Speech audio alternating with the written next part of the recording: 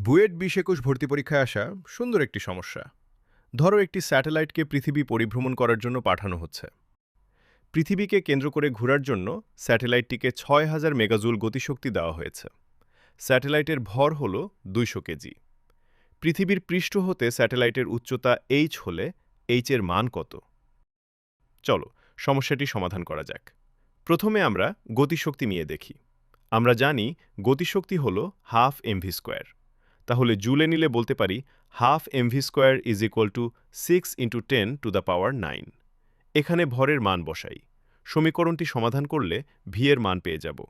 আবার আমরা জানি যে স্যাটেলাইটের কেন্দ্রমুখী বল হল মহাকর্ষ বলের সমান। কেন্দ্রমুখী বল এমভি স্কোয়ার বাই আর এবং মহাকর্ষ বল হল Gmm/r²।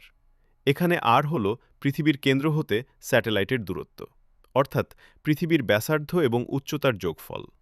সমীকরণটি সরল করলে পাব h = Gm/v²-r।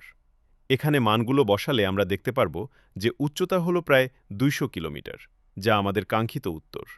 এরকম আরও ভিডিও পেতে আজই ফলো করো অর্জক।